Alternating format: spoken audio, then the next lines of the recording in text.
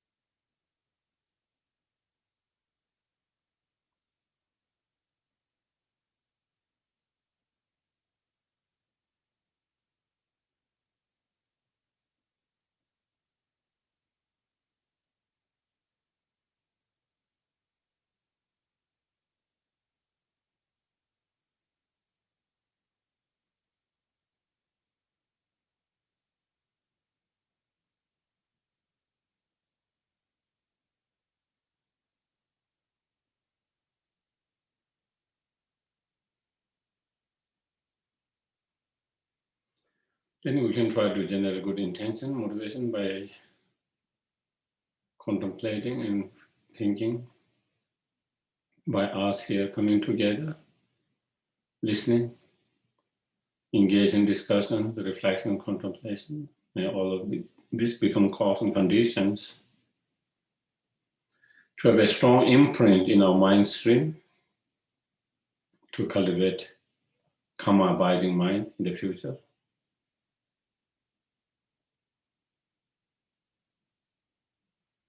Maybe be cause and conditions to perfect and complete the practice of the Bodhisattva's contact, or perfect the practice of Bodhisattva practice such as perfection, 10 perfection.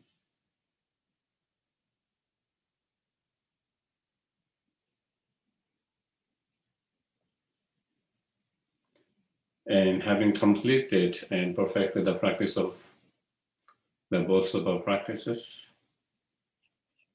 may we be able to achieve fully awakened state of Buddhahood, so we can be most and greatest help and benefit to each and every sentient beings.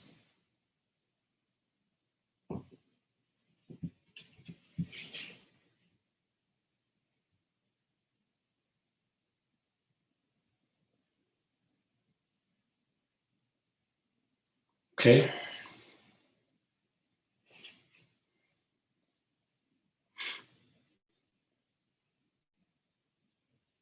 To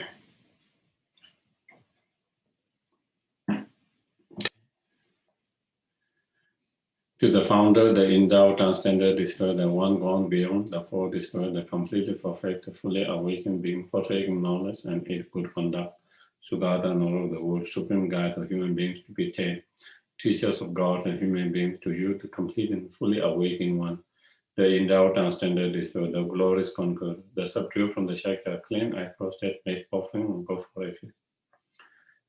To the founder, the endowed, transcended, destroyed, the one gone beyond, the four destroyed, completely perfected, fully awakened being, perfect in knowledge and in good conduct, Sugata, knower of the world, supreme guide of human beings to be attained. Teachers of God and human beings to you, the complete and fully awakened one, the endowed, transcended, destroyed, the glorious conqueror, the subdued from the Shakya plane, I prostate, make offering, go for it. To the founder, the endowed, transcended, destroyed, the one gone beyond, the four destroyed, the completely perfect, the fully awakened being, perfect in knowledge and in good conduct, Sugata, knower of the world, supreme guide of human beings to be attained, teacher of God and human beings to you, the complete and fully awakened, the endowed, transcended, destroyed, the glorious conqueror, the subdued from the Shakya clean, I prostate, make offering, go for refuge. Sa-shi-be ki-chun-shin-me-to Dhamma-re-ra-le-shi Yi-te-gen-pa-di Sang-ge-shin-tu Mi-te-o Dukkha namata shinla chupacho idam guru rana mandala kandiyatayami. I go for refuge until I am enlightened to the Buddha, the Dharma, and the Supreme Assembly. By the merit I create through listening to the Dharma, may I become a Buddha in order to benefit all sentients. Sangye Shudan Toke Tonam La Sanju Pato Dani. Dagi Shushegi Besonam Ge, Dola Fente Sangye Shupa. Sangye Shudan Toke Tonam Sanju Pato Dani. Dagi Shushegi Besonam, Dola Fente Sangye Shupa.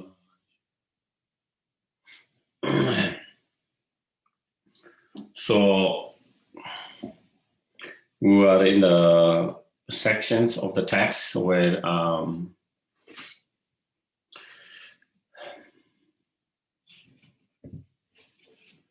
having cultivated the bodhicitta mind, engaging the bodhicitta practice such as its perfections, and within that we are sections on the cultivating the perfections of the few perfection of the karma abiding. And we discuss why we in order to cultivate the karma abiding mind, we need to practice. In order to practice and to have success in the meditation, to have karma abiding mind, the need to gather all the right conducive conditions. And we'll also discuss why Lama Atisha discussed why we need to cultivate the karma abiding mind, because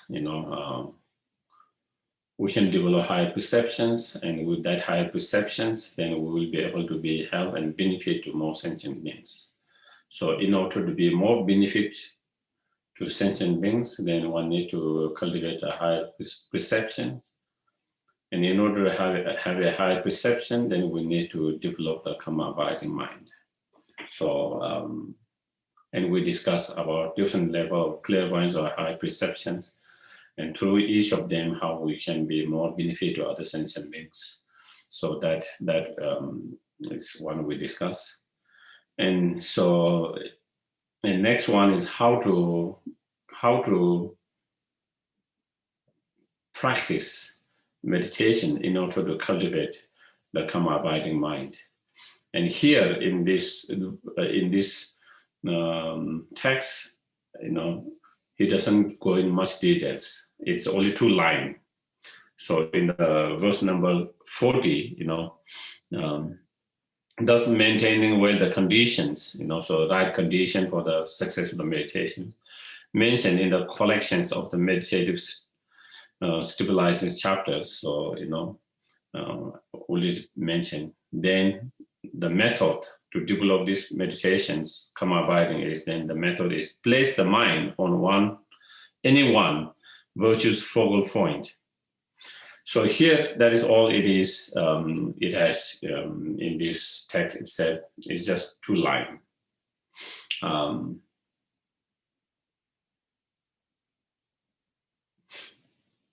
So in relation to that, in one of the great Indian masters, Kamala Shilas, in his writing on stages of the meditations, then he described a little bit more detail in that, and so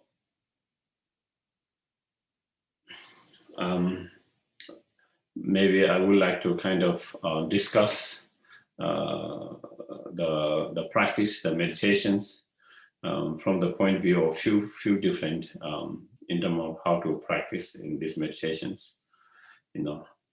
First is the object of the meditations. Okay, I want to discuss. So the object of the meditations can be many different. There's no fixed objects of meditation in order to develop karma abiding.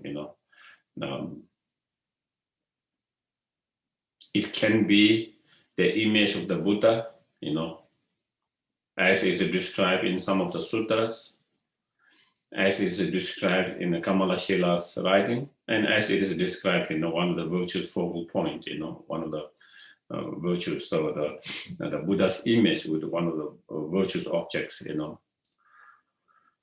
It could be that, or it could be, the object of your meditation can be, your nature of the mind, or your object of your meditation can be the breath, and any other objects, image, So there's no one particular fixed object. There are many options depending on individuals. Just to give you one idea, or stories. There is a stories about, there was one shepherd, who looks after his animals, goats and sheep. And he wanted to develop a karma abiding. So he received an instruction teaching from one of the meditator masters, and so meditator, the master gave him some instructions, to focus on the Buddha's image, and he tried to meditate when he is in the forest, in the mountains, looking after them. That when he had time, he tried to meditate by following this instruction. But he struggled to find the object of meditation because he cannot visualize and focus the Buddha's image clearly, So he was struggling with that. So he went and back to the teachers, and told him, he's unable to focus on the Buddha's image because he cannot develop a Buddha's image. He get lost. It doesn't come in his mind, So he's having difficulty of that. And then the teachers, the masters told him, then he changed the object of meditations. Then he said, visualize the horn of the sheep, And then he tried to visualize the horn, and it comes very clearly in his mind. Because that is something he has been seeing every day for his, so many years. So even when he closed his eyes, still that image is very clear in his mind. So by using that as an object of meditations, eventually he developed karma abiding, So that is what, the object can be different. It's not fixed, it depends on individual. But if it's possible, the best advice, the advice is the best will be if we can keep the image of the Buddha as the object of meditations. It is said in Sutta, it is said in Kamala Shila's stage of meditation as well, because it has many other benefits, not only cultivating the karma abiding, but also there are many other benefits by using the Buddha's image as the object of our meditations. So if you use the image of the Buddha's meditations, on Buddha's image as the object of our meditation for karma abiding, normally we visualize, most of the visualizing, we visualize the Buddha or deity above our crown. Here, when you're trying to develop a karma abiding, you visualize the image, in front of you as same level as your forehead,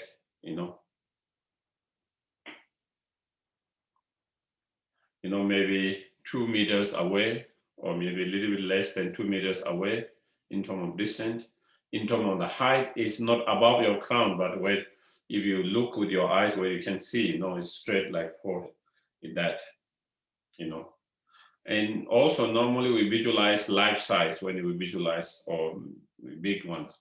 But here, when you try to develop karma abiding, you try to visualize the Buddha's image, like 4 inches, not too small, not too big, like 4 inches, for example, 4 inches, the size. And of course, when you visualize the Buddha's image, you try to visualize it as alive, not like a kind of the Tanga, kind of flat, 3-dimensional and alive, and made out. It is alive and 3-dimensional. At the same time, it's made out of light, light imitating. So that's, you try to visualize that. At the very beginning, maybe it might be difficult for some people to have that image in their mind. So one way of doing, you keep a photo or statue of the Buddha in front of you. You look at that with your eyes, and then you try to close the eyes, and then you try to remember that image in your mind. And you, at the very beginning, you can do that. You look at the pictures or the statues or the Tanga, and then you try to stop looking at that and then try to bring that image in your mind without looking at it. And slowly, as you do more often, then without looking at it, then you can be able to remember and able to bring the image of the Buddha, in your mind. And so that is the object of your meditations. That is the object of your meditations. And it is some of the advice and instructions is that you try to visualize is made of light because it helps your mind to be more alert. And, when you see the light, it's more kind of refreshing and awakening your mind. So it helps from not being dull. And also not only you visualize it's made out of the light, the Buddha's image, but you also visualize it's like a very heavy, so it doesn't move. It stays at the same place. Because if it moves, then again, there's a danger of distractions, If it's moving, if it's not staying at the same level, same place, then again, there is a possibility of distraction arising. So therefore, trying to, even though it's made of light, but it's as heavy as a very strong, very, very heavy stone, almost like that. So those different contributes of the Buddha's image help us to be free from distractions and the dullness.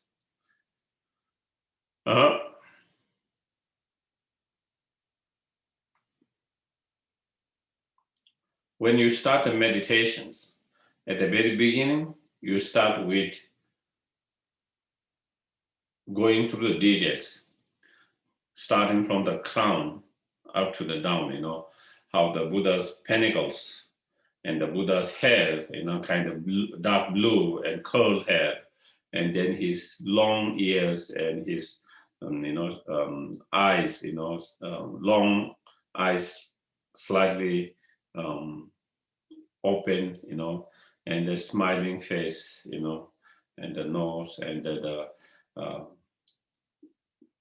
the neck, shoulder, and his hand posture, right hand in a meditative, earth touching mudra, in left hand on the lap, in a meditative posture, holding the begging bowl filled with the nectars.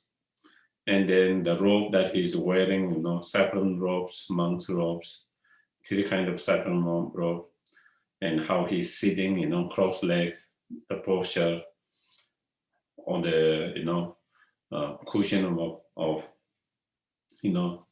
lotus, sun and moon, and the throne. So you go through all the details, all the details, the color, the posture, and all of those details. After you have gone through all the details, okay, you go through all the details, but once you go through all the details, then you have the general image of the Buddha.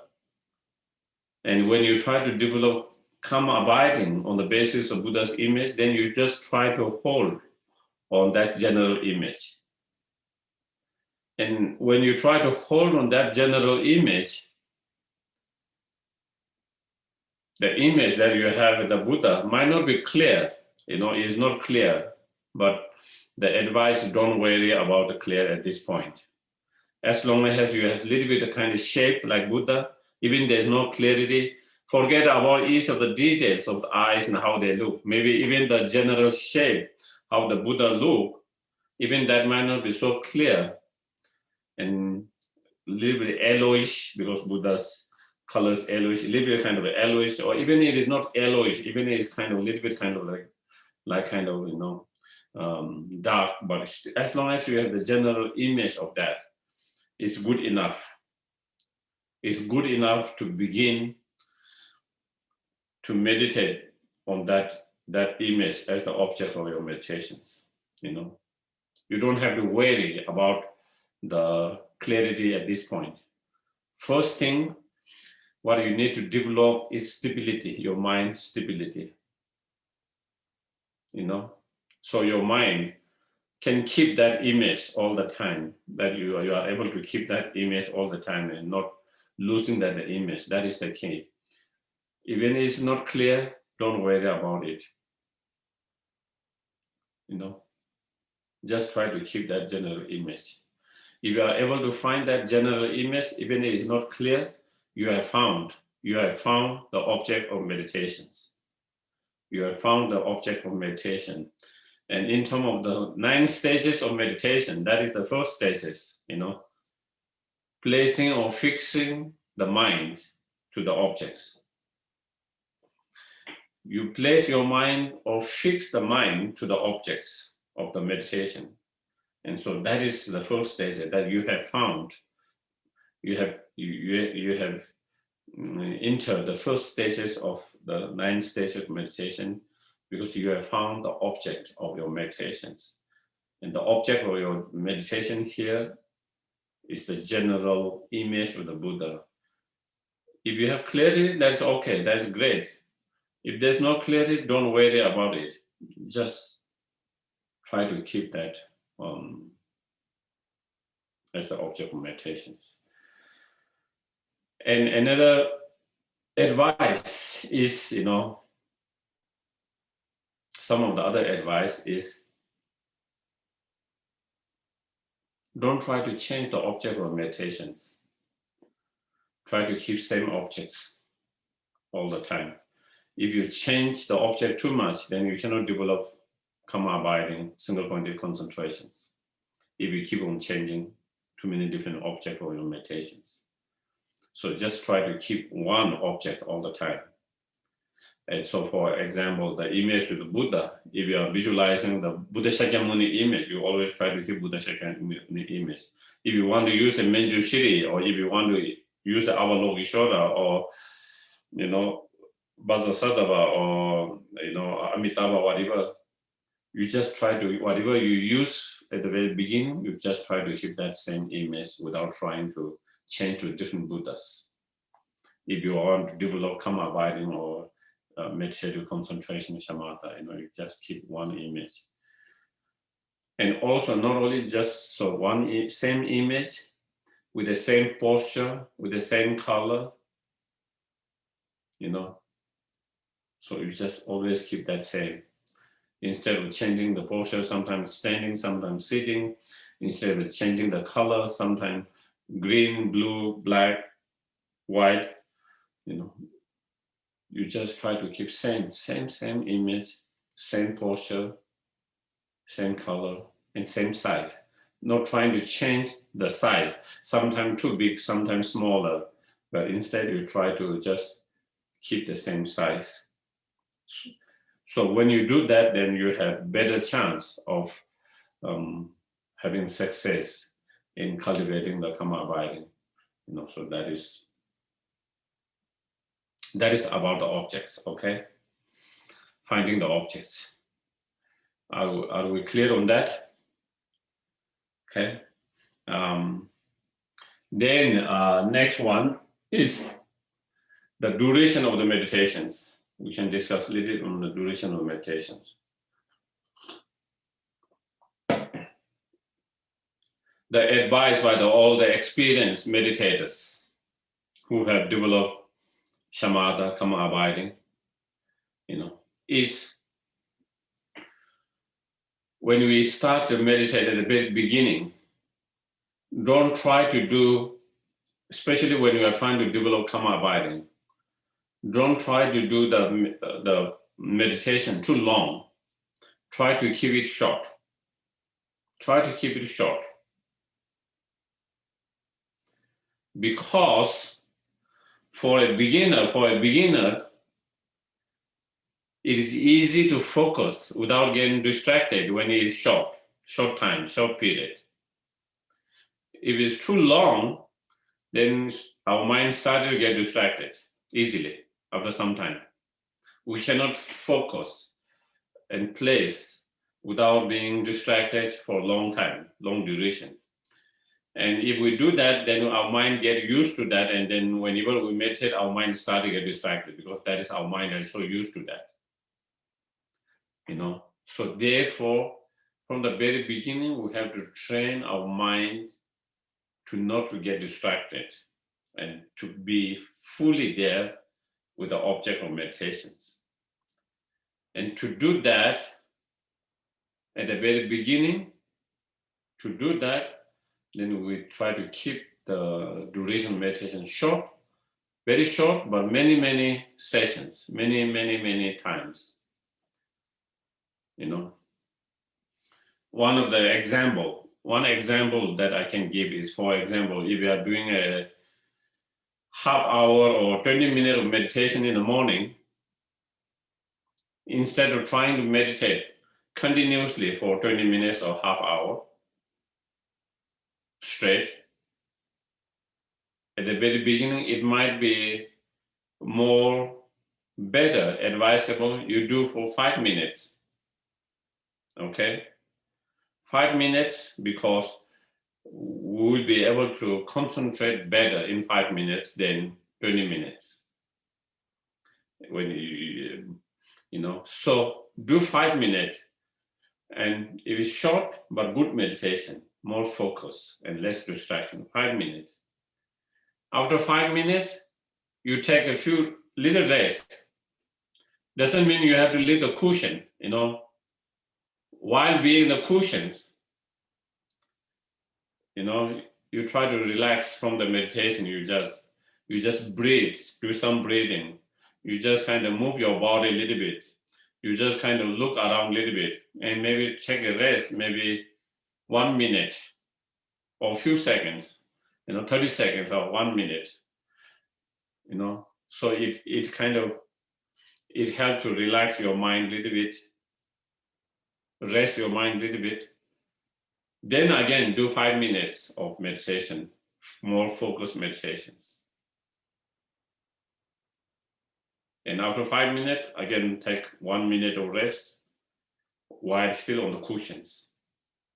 And then again, do 5 minutes. In that way, you can do, 5 minutes, 4 times of 20 minutes. So you can do one meditation of 20 minutes where your mind is not fully focused or distracted, or you can do 4 or 5 minutes. And where each of those 5 minutes, you are able to focus better. So that approach is better than full continuous 20 minutes where you are unable to focus fully and with more distractions. And as your focus gets better, your meditation gets better, that you have less distractions, then slowly you increase from 5 minutes to maybe 7 minutes and 8 minutes. And so then you do, instead of 4 sessions in the morning, you can do 3 sessions, of 7 or 8 minutes. You do 7 or 8 minutes more focus, and then again you take a short break, maybe 1 minute, few seconds while still on cushion, and then you do another 7 minutes, another 7 minutes. And then slowly, as you are able to focus better and your meditation get better, then from 7 to 10 minutes, then you do 2 sessions.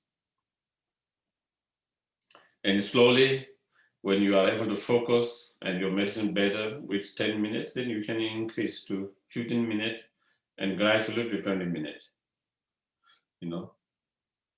And from 20 minutes to 30 minutes, 30 minutes to 45 minutes, 1 hour, for example. And then, you can do 4 sessions of 1 hour in the day, and slowly, 1 hour to hour and a half, like that. So that is important, starting with many sessions, many sessions, short and many sessions, and increasing the duration of the session slowly. So that is kind of the duration itself. So then when it comes to the actual practice itself, the actual practice of the meditation on karma abiding, so again, there are different, instructions or different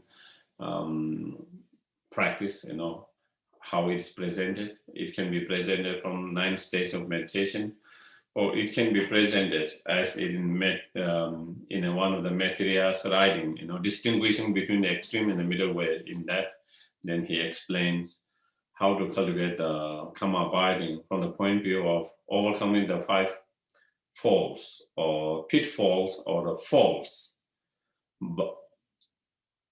by applying the 8 antidotes. And so maybe we can discuss a little bit from that point of view. So the 5 pitfalls or the faults are, laziness. That is one of the obstacles in our meditations to develop the shamatha or karma abiding. Laziness is one of the obstacle interference. That is the first pitfall or the faults. Second is forgetting the instructions or forgetting the objects of your meditation.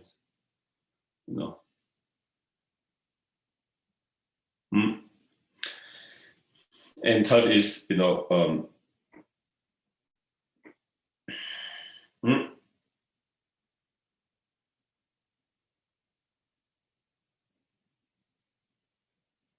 third is the third pitfall is the distractions and dullness or laxity,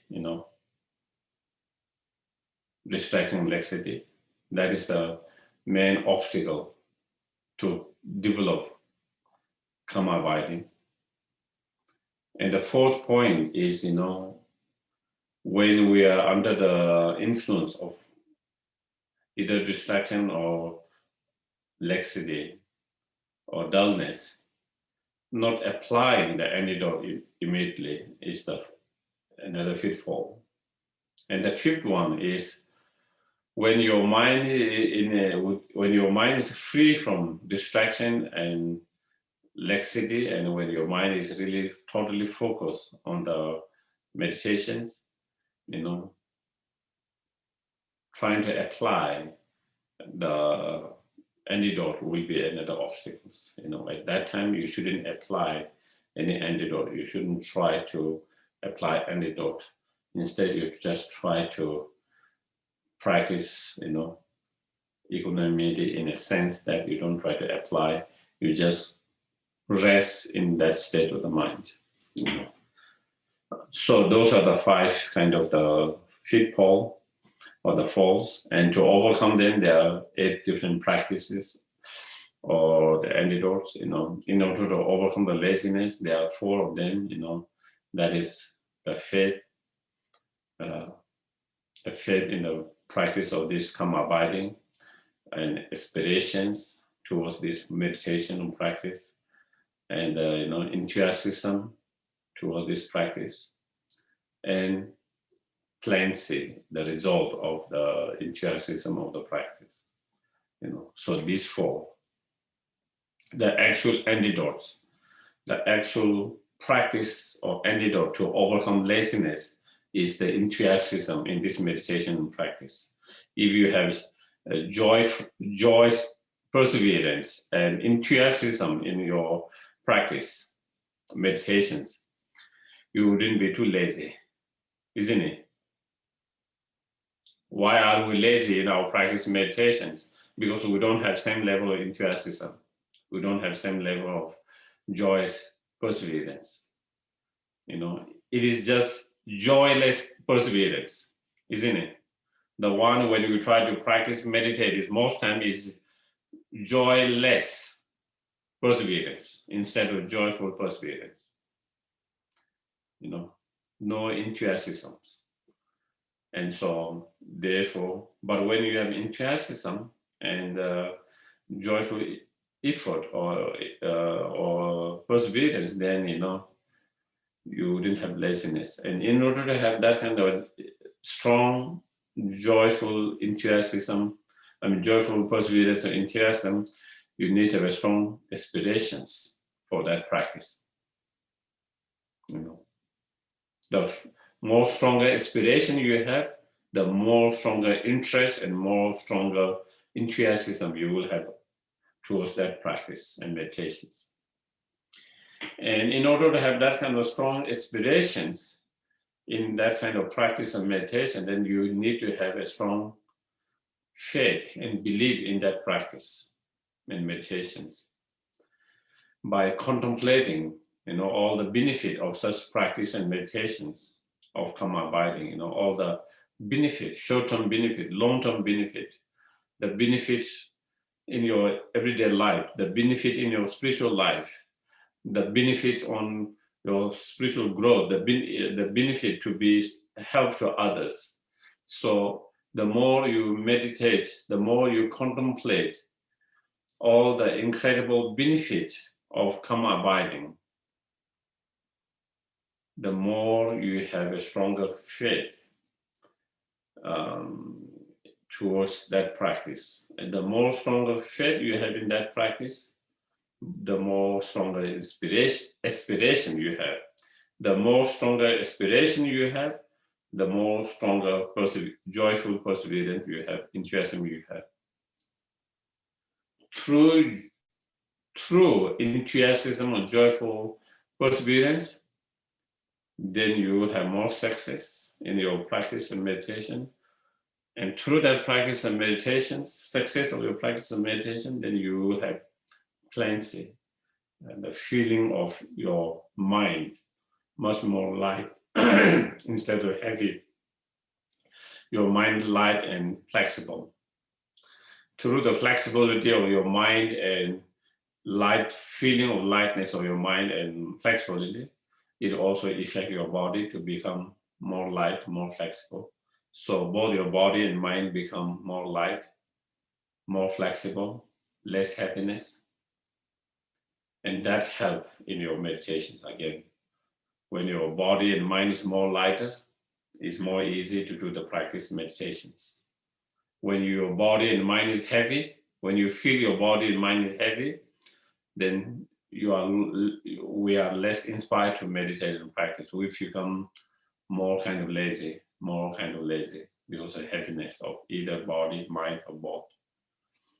So those four different practices, the faith, aspirations, and enthusiasm, and the result of that enthusiasm practice is the cleansing. And through that, then we can overcome through all this practice, we can overcome the laziness. And without laziness, then definitely, we'll find more time to meditate and practice.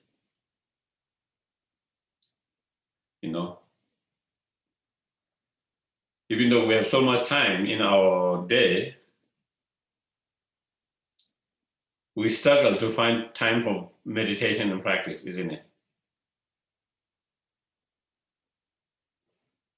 We struggle to find meditation and practice.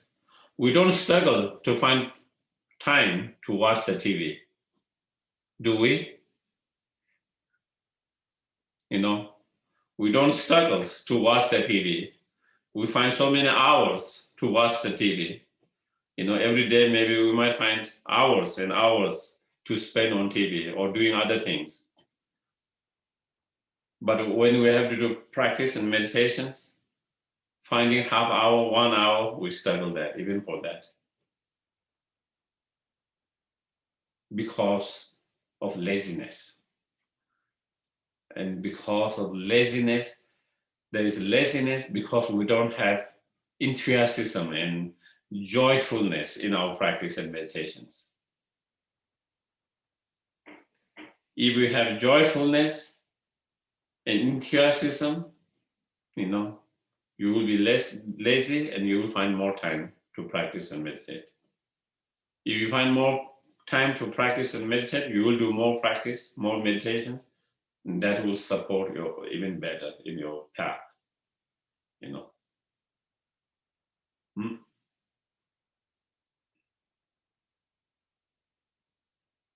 So once we overcome the laziness through those practice, and when we try to meditate and practice to develop karma abiding, the next challenge, the next obstacle is, either forgetting the instructions or forgetting the object of your meditations. Even though maybe we have learned all the instructions, how to meditate. And when we meditate, there can be many different obstacles, external obstacles, internal obstacles. And when those different obstacles arise, whether the external obstacle or whether it's internal obstacle, how can we deal with those obstacles? What are the practice? What are the meditations? What are those to deal with those different obstacles? Even though we might have learned all these different teachings, instructions, when we meditate, then we forget them. And then when an obstacle arises, we don't know which practice to apply. Obstacles arising externally, internally, and now you are lost. You don't know what to do with that obstacle. You don't know how to overcome that obstacles because we forget the instructions, the advice, how to deal with those different obstacles. What are those different obstacles, possible different obstacles, and what are the different practices to overcome those different obstacles that might arise during that. So even though we have learned all of that, even though we have studied all of them, even though we have taken note of them, even though we have the books about all of them, still when we try to meditate, we forget those instructions and we are unable to apply.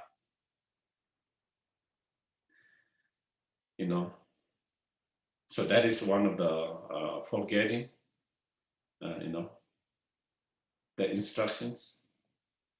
And so to overcome that obstacles, that pitfall, the practice is mindfulness. The mindfulness. You try to improve your mindfulness. You try to improve your mindfulness.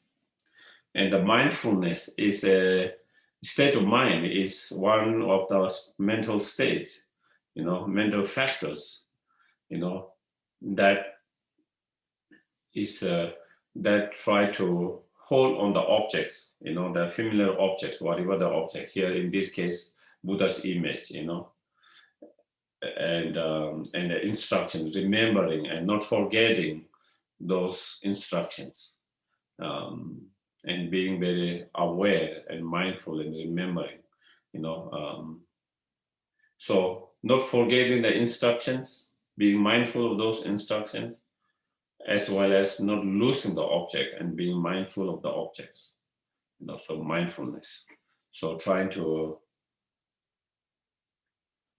improve the mindfulness, the practice of mindfulness, The more mindful we are, the more we are able to remember things better. When we are less mindful, then we forget everything. We forget everything. Even the very simple things, we forget even the very simple things because we are not so mindful. So therefore,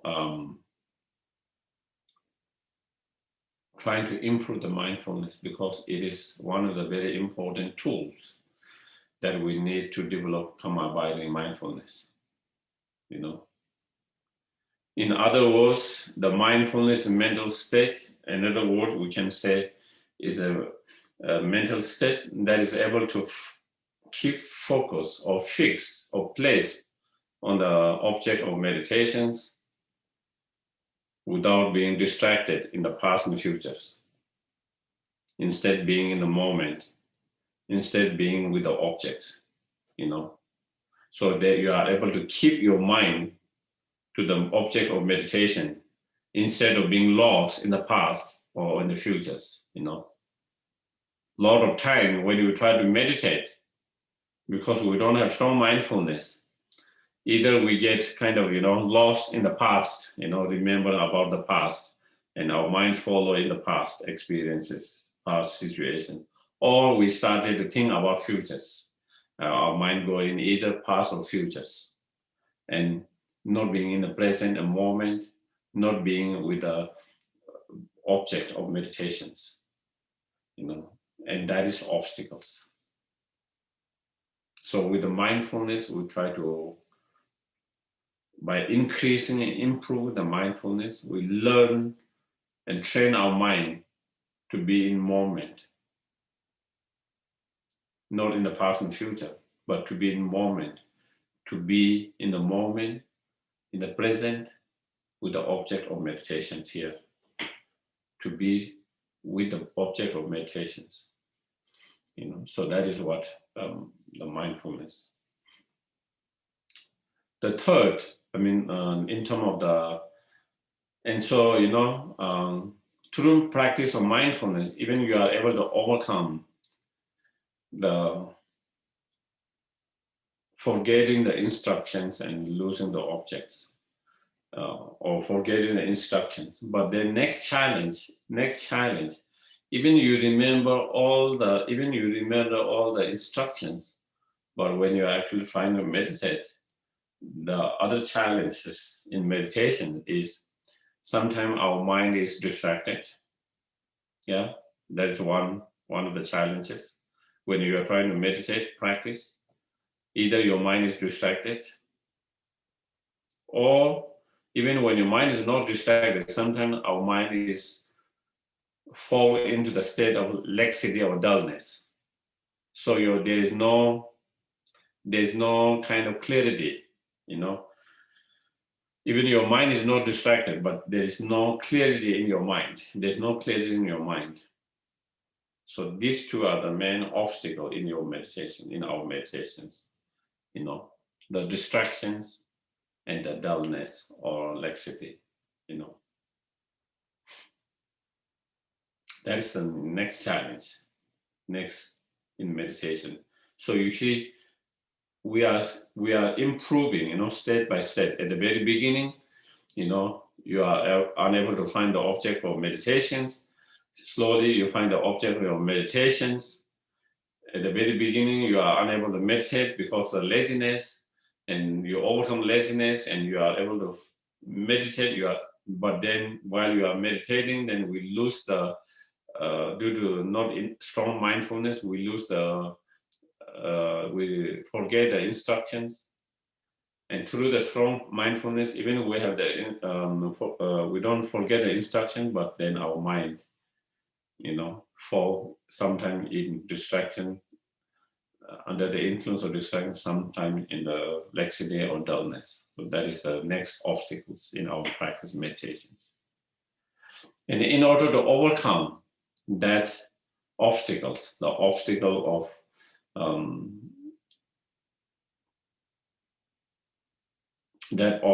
of distraction and dullness or laxity, the next practice is to improve, train our mind and improve our vigilant mind or introspection mind. The introspection mind or vigilant mind is the mind that time to time it check and investigate and examine whether your mind is distracted or not distracted, whether your mind is under the influence of dullness or not. Do you get it? It's like an example, you have put the children in the room, to do their homework. And time to time you have to check them, open the door and time to time you check whether they are doing the homework or not. Same way, with the mindfulness, you are supposed to be placing your mind, fixing your mind, focusing your mind in this particular object of your meditations. That is like the homework, the child who is supposed to do the homework. Same, your mind is supposed to be focused and fixed and placed on that object. But sometimes our mind might not be totally fixed, not totally focused on that. And so then it needs to be examined time to time. And so another mind, vigilant or introspection mind, is checking time to time. Is your mind fully focused now? Is your mind fully fixed and placed on the meditation, object meditation? Is your mind distracted or not? Is your mind falling into dullness or not? So that is the introspection mind. Because a lot of time when you're practicing meditating, our mind is distracted and we are not even aware of that. Our mind, your body is on the cushion, you have been meditating on the cushions for maybe 10 minutes, 15 minutes. But your mind have started to wander after 2 minutes and is all over the world. And you are not even aware. You get totally lost into other planet, in other world. And you are not even aware of that. Why we are unaware of that when our mind got distracted for such a long time? 10 minutes, 5 minutes. And still we are not aware because we don't have the introspection mind, vigilant mind watching it. If there was a vigilant mind, the introspection mind watching there, then the moment is distracted, it will be aware of that. It will catch up. Oh, my mind is distracted. Oh, my mind is following the past. Oh, my mind is thinking about future. Oh, my mind is somewhere else. So when you check, when you examine, then you are being able to catch up, you are being aware. And once you are being able to be aware, oh, my mind is being distracted, then you can bring back your mind to the object. From being lost in the distraction, you can bring back the mind and to replace, refocus on the object of meditations. Or sometimes maybe, we haven't been distracted, but our mind has been dull for a while without any clarity, or feeling sleepiness, like that for a while. Even it has become 10 minutes or 5 minutes, we're even not aware of that. Again, why we are unaware? Because there was no vigilant mind. There's no inspection mind, introspective mind, that kind of examine and watch, So you need that mind. You need to develop that mind. We need to train our mind to be, vigilant, to have vigilant mind, improve the vigilant mind, checking from time to time. With that vigilant mind, by checking time to time, whenever our mind is either distracted or fall into the dullness, then immediately it will be able to recognize that, it will be able to be aware of that. And the moment we are aware of that, the moment we are recognize that, immediately we can try to bring back mind from being distracted. We can try to, instead of dullness, we can try to increase our alertness, our intensity, so that we don't fall, and we can refresh our mind, and not be too dull. And so that is,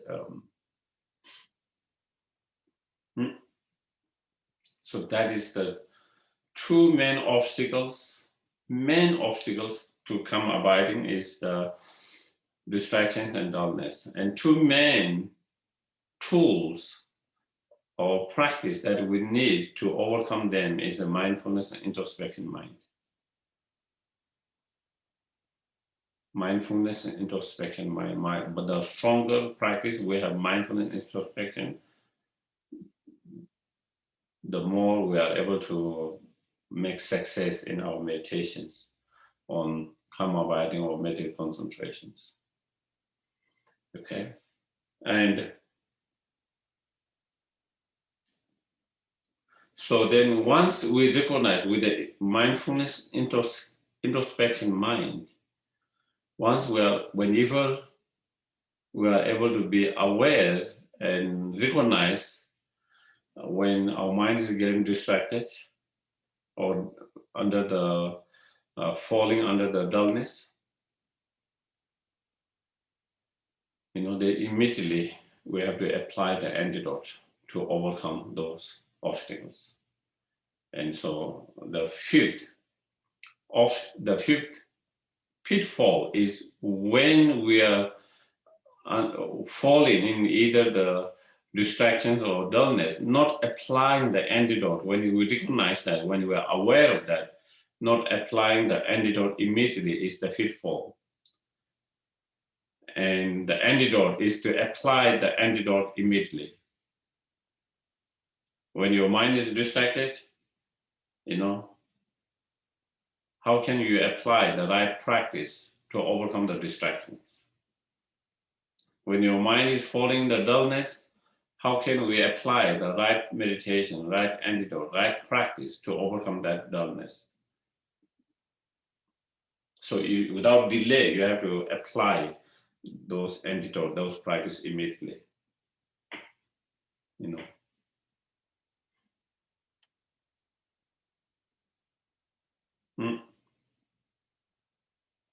It's like when you see a thief entering someone's house, whether your house, someone, when you see that, when you recognize, when you see that, you have to take as soon as actions. The longer it takes, the more they will have time to steal and destroy.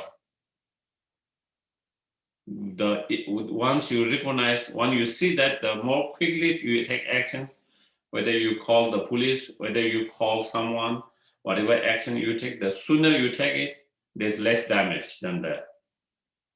Less damage done. The more it takes time, the more damage will be done there. Same with the fire. When the fire starts, the more quickly you take the actions to douse out, extinguish the fire, less damage.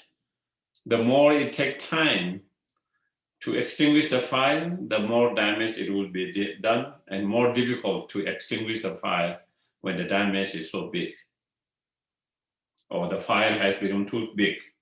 Then it becomes much more difficult to extinguish it.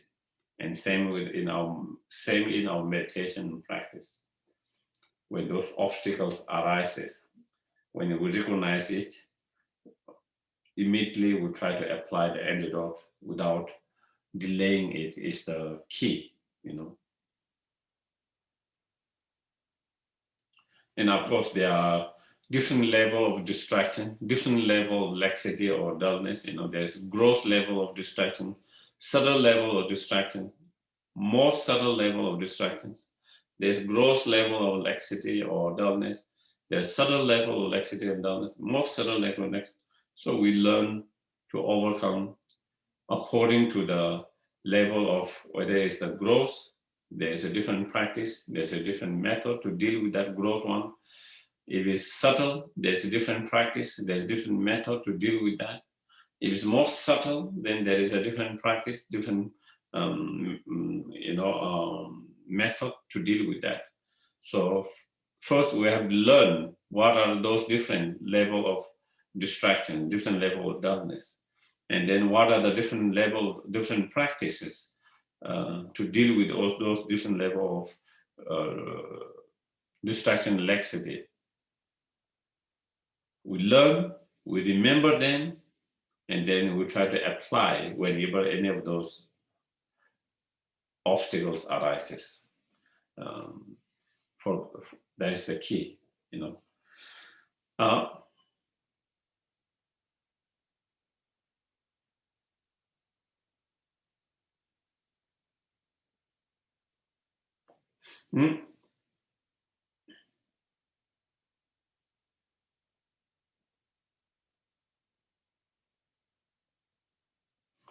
Distractions comes when our mind become one of the things is there is more distraction.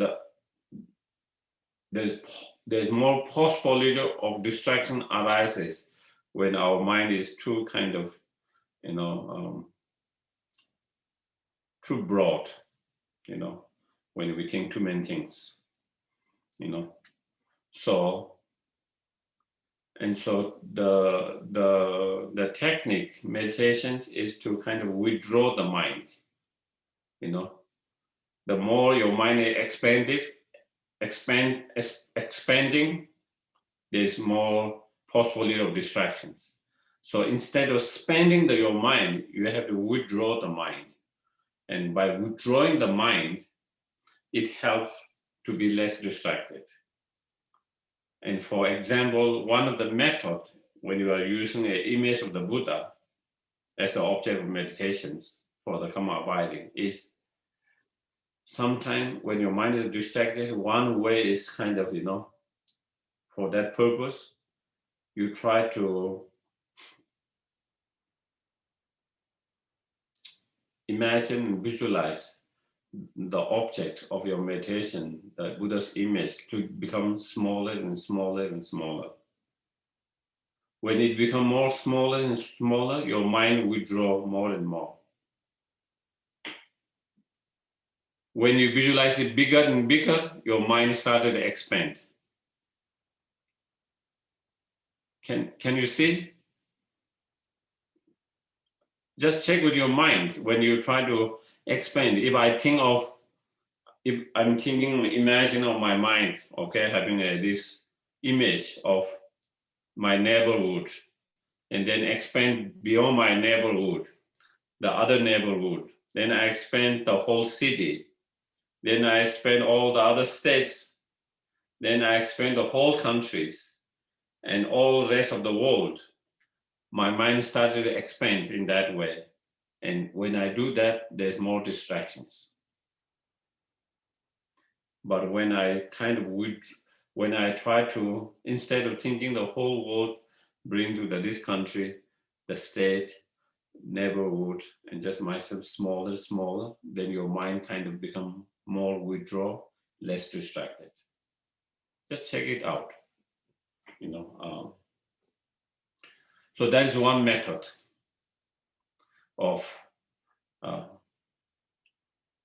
when our mind gets too distracted because our mind is becoming too excited, too expanding too much. So then trying to withdraw the mind is helpful. On other hand, sometimes our mind when we try to withdraw, one of the danger is that our mind can become dull. So even though there is no excitement, distraction, but there's a danger of dullness. So that is where we have to find the balance.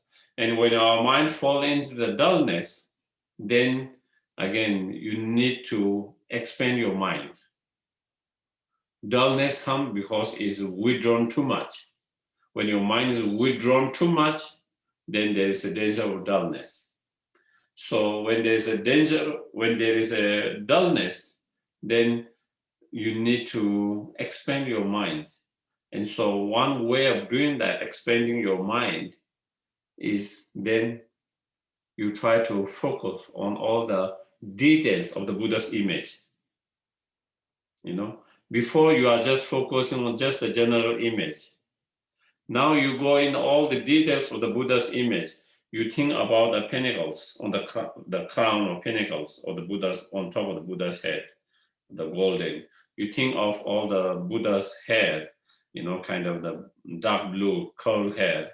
You think of Buddha's long ears, the face, the eyes, the long, slightly open, slightly closed, the smiling face and nose and the neck and his body posture, his posture of his hand, right hand resting in the earth touching mudra, left hand in the meditative mudra, holding the begging bowl, wearing the monk's robes, and then in a sitting posture, cross-leg postures, and the color of the Buddha, golden colors. So you go through all the details, then your mind gets more expanded, more excited. Do you get it? So then that helps you your mind to be more alert, more fresh, more awake. And that helps you help you from coming out of the dullness, before you are feeling dull, not fresh, not fully awake, and not enough alert. And when you do that, go through all the details, your mind get more busy. When you go all the details, your mind is more busy. When your mind is busy in that way, your mind become more awake, more fresh, more alert.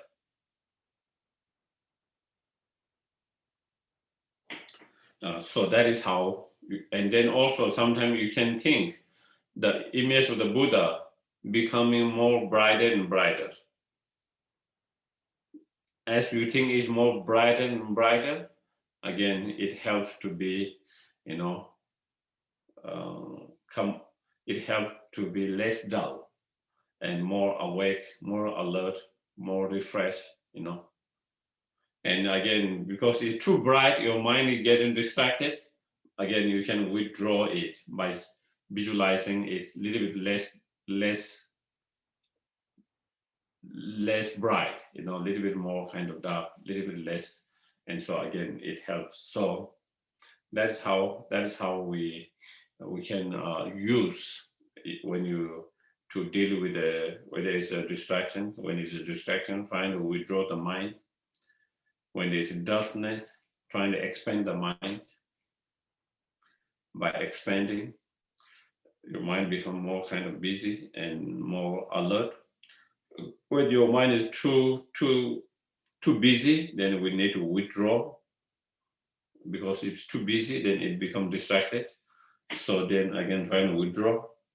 And one of the meditators, Tsiantaphome, one of the great Indian masters, great meditator, Tsiantaphome, he said the key is that finding that balance,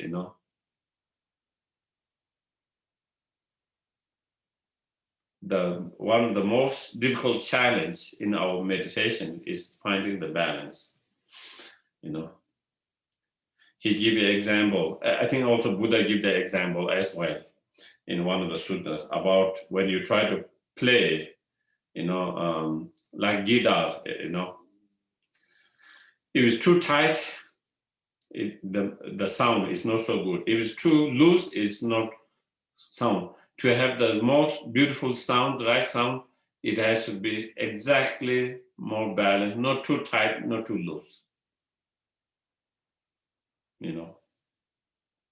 And when you are able to do that, when you are able to adjust, where it's not too tight, not too loose, then you have the best sound, In the same way in meditations, also to find that kind of balance is the key to have the success in our meditations. The problem is when we withdraw mind, there's a danger of dullness. when we expand mind, there's a danger of the distractions, and that is where we have to be more careful and more aware and knowing how much I should expand and stop from expanding, so that we don't get distracted, as well as how much I have to withdraw to the point where it doesn't become a dull, or it doesn't lead to the dull. And so all of that is the important key to the meditations.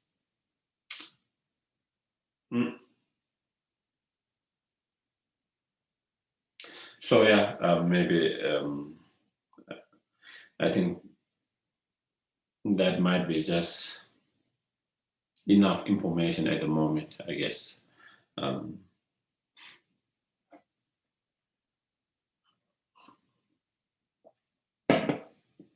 Sometimes too much information can make your minds kind of lost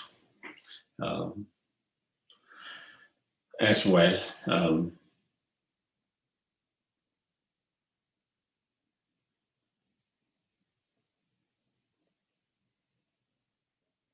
So in this point, then you try to apply the antidote whenever you recognize, whenever you catch, when your mind is either distracted or falling to the dullness. So by applying the antidotes, you are able to free your mind from distractions and dullness. And by being free, your mind being free from the dullness and distractions, and when you are able to place and fix your mind on the object without any distractions, without any dullness,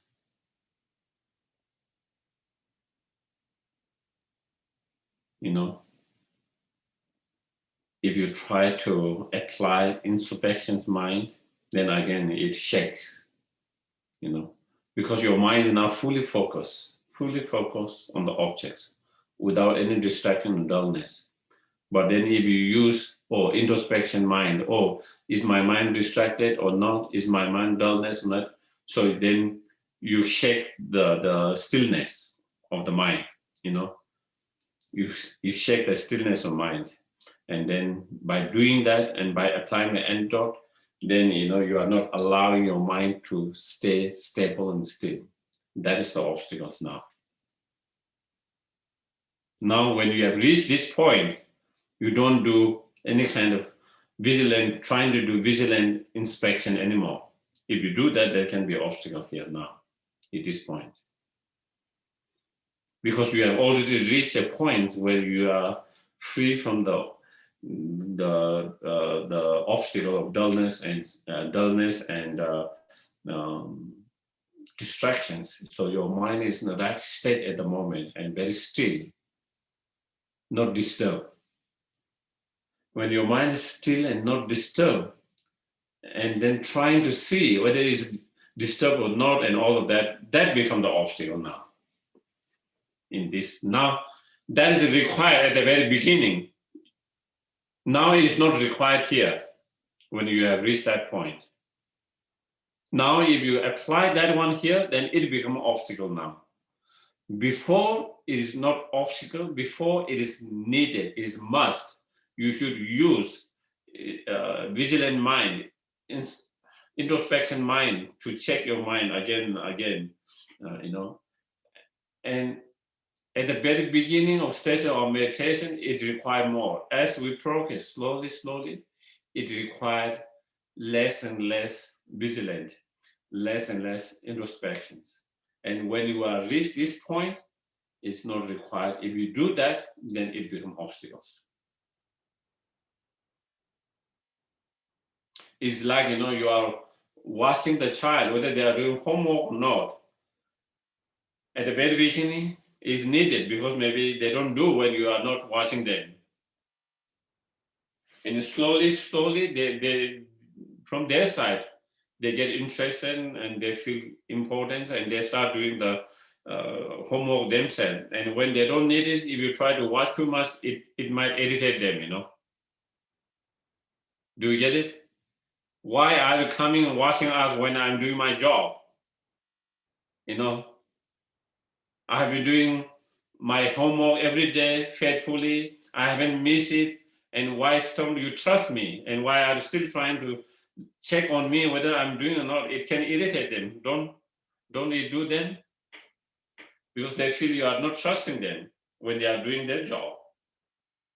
It irritates them, it disturbs them. It is needed at the very beginning when they are not doing the job.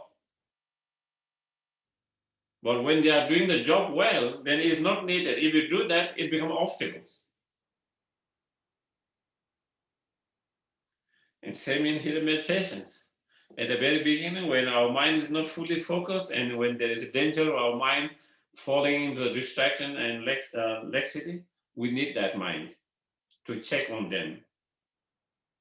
But when it's free from all of that, then trying to do that kind of checking and introspection become an obstacle now.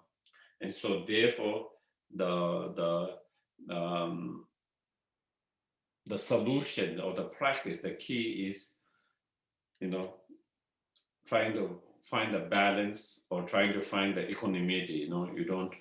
You just rest in that state of the mind. The mind which is very fully focused, fully placed on the objects, free from the distraction, laxity, and fully with a stability and stable stillness and clarity and awareness or alertness. When it is in that state, you just try to rest in that mind, try to experience that mind without any further kind of introspection and so forth. So that is, and through that kind of meditations, you reach to that point, and then you try to rest, you try to stay in that still that mind for hours and hours, day after day, week after month, and then slowly, through that kind of practice, then your mind started to become more light, more flexible. Your mind started to become more flexible, more light, and through that,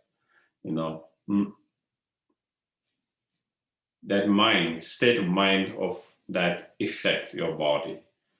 Because of your state of mind, also that make your body also more lighter, more flexible, more lighter, not as heavy, like you see when after you eat a heavy food, you want to meditate, you cannot meditate, you cannot focus well, But when you are very fresh in the morning light, it's easy to meditate and focus.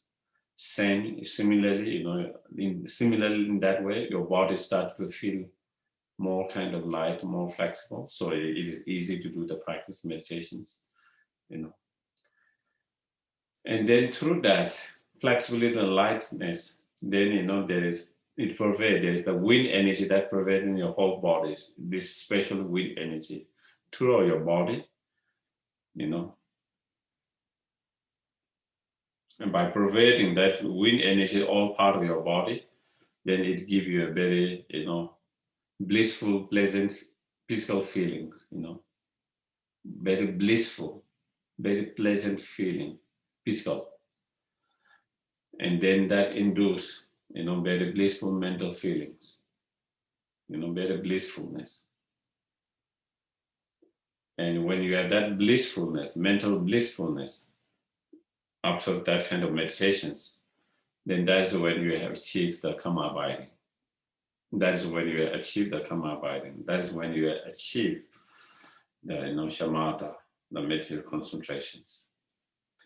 And once you achieve the meditative concentration or the karma abiding by relying on one object of meditation, then you can, after that, then you can direct your mind to any object. After that, then you can direct your mind to any other objects, and still that will not disturb your stability or concentrations or your shamatha, you know. So then after that, you can change object. After that, you can change object, and you can direct on any different objects you want. And, you know, it doesn't become an obstacle anymore after you have achieved the karma abiding. But before you achieve karma abiding, it's important to just keep one object of your meditations. Once you achieve that, then it doesn't matter. Then you can expand to any, and you are able to have, without being disturbed, your mental concentrations. You know, that you can expand that to any object you want to expand. You know.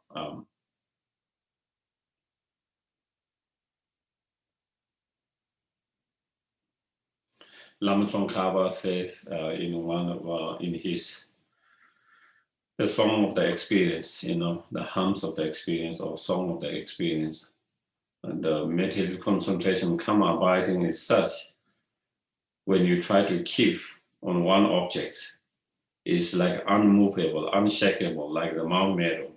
You know, Mount Meru is supposed to be the most kind of center of, you know, where it is the most.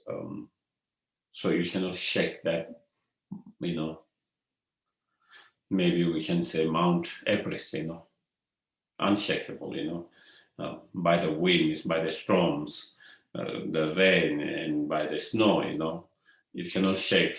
It's very still and stable. You know, so that is how the mental concentration karma abiding is. When you keep on one object, it's unshakable, unmovable. But when you let it,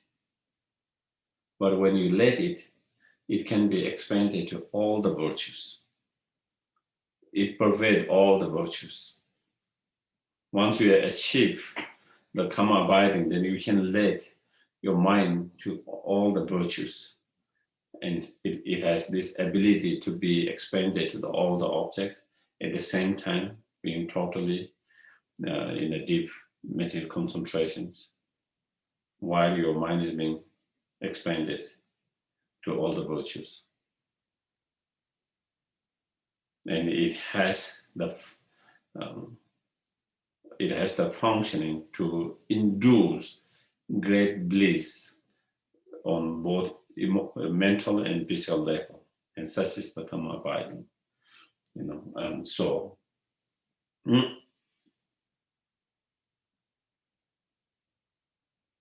So I guess that is all about the karma abiding.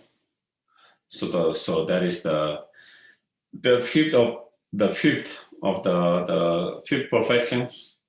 You know, the Buddha practice of fifth perfection, and then next one is the wisdom, the sixth. So yeah. So any questions?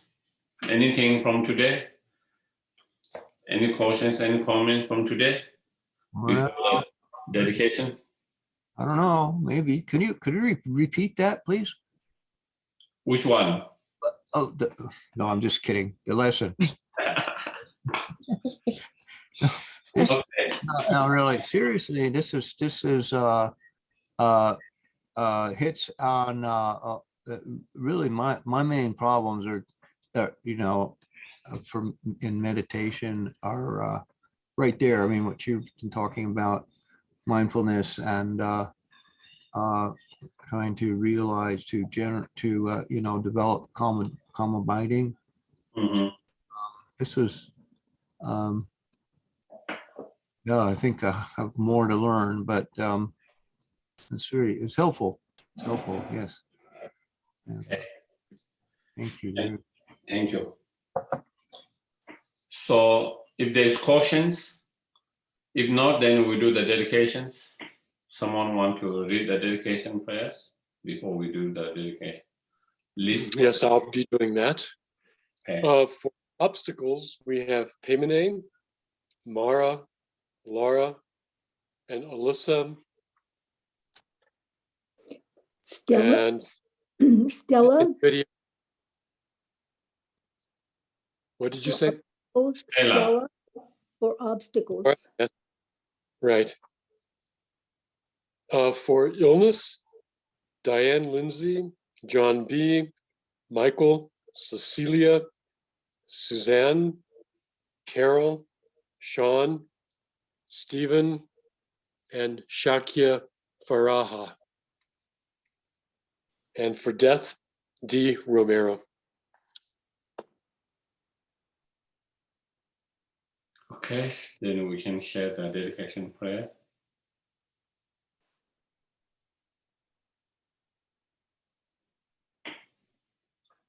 Gyawadi nyudo ta lama sangye tu gyu ne do chi kyang ma lu pa te sa la kwe ba la sho chang chu sen cho ren bo che ma ke pa na ke tu chi ke wa nyam ba me ba ya con le con do pe wa la sho.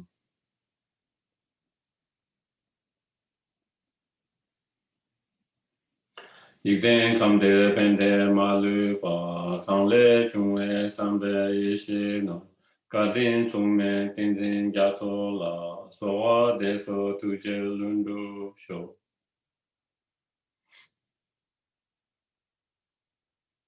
Tu tu chang xin chang gen ja ge den jin jong pe we kun so tong wa le cho sum ku we le mo tu tu pa da so du je gwen du sha ten shu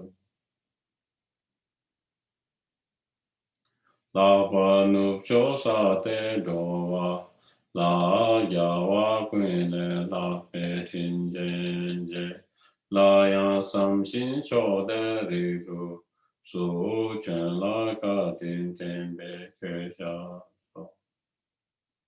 Thank you everyone. Thank you, Thank you, Geshe. Geshe. That was very helpful.